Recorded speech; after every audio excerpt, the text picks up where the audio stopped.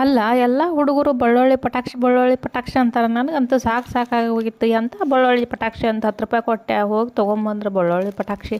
ನಾನು ನೋಡೋಣ ಅಂತಂದು ಒಂದು ಪ್ಯಾಕೆಟ್ ಹರಿದು ನೋಡಾಕತ್ನೆ, ಯಾಕೆ ಹಿಂಗೆ ಪಟ್ಟನ ಡಮ್ ಅಂತಾವ ಇವು ಬಳ್ಳೊಳ್ಳಿ ಪಟಾಕ್ಷಿ ಅಂದ್ರೆ ಇದ್ರಾಗ ಏನಿರ್ತೈತಿ ಒಳಗೆ.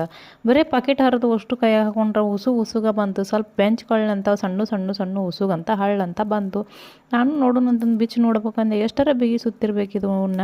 ಅಷ್ಟು ಬಿಗಿ ಸುತ್ತಿದ್ರು ನನಗೆ ದೌಡ್ ಬರಲೇ ಇಲ್ಲ. ಹರಿದು ನೋಡಾಕಬೇಕು ಇವು ಹೆಂಗೆ ಅಂತಂದು ಮಾಡಿದ್ನೆ.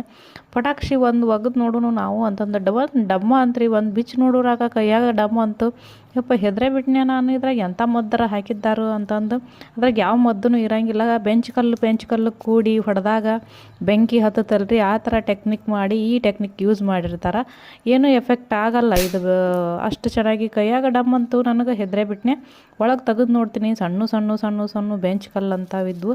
ಅಯ್ಯೋ ಇದೇನು ಅದಕ್ಕೆ ಅದು ಕಲ್ಲಿಗೆ ಸಿಡಿತಂದ್ರೆ ಬೆಂಕಿ ಹತ್ತತಲ್ರಿ, ಆ ಥರ ಟೆಕ್ನಿಕ್ ಯೂಸ್ ಮಾಡಿ ಬಳ್ಳೊಳ್ಳಿ ಪಟಾಕ್ಷಿ ತಯಾರು ಮಾಡ್ಯಾರ. ಇದ್ರಾಗ ಏನೂ ಕೆಮಿಕಲ್ಸೇ ಇಲ್ಲ, ಬರೀ ಬೆಂಚಳ್ಳು ಹಾಕಿದ್ರಿಂದ ಹಳೆ ಕಾಲದಾಗ 2 ಕಲ್ಲು ಹೊಡೆದು ಬೆಂಕಿ ಹಚ್ತಿದ್ರಲ್ಲ, ಆ ಥರ ಯೂಸ್ ಮಾಡಿದಾರೆ ನೋಡಿ. ಈ ಟೆಕ್ನಿಕ್ ಭಾರಿ ಚಲೋ ಐತಿ.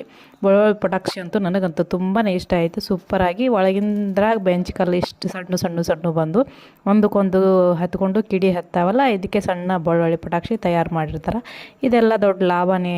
ಇನ್ನು ಯಾವ ರೀತಿ ಮಾಡಿರ್ತಾರೆ, ಯಾವ ಥರ ಮಿಷನ್ ಇರ್ತಾರೆ ನನಗಂತೂ ಗೊತ್ತಿಲ್ಲ. ನಿಮ್ಗೆ ಗೊತ್ತಿದ್ದರೆ ಹೇಳಿ.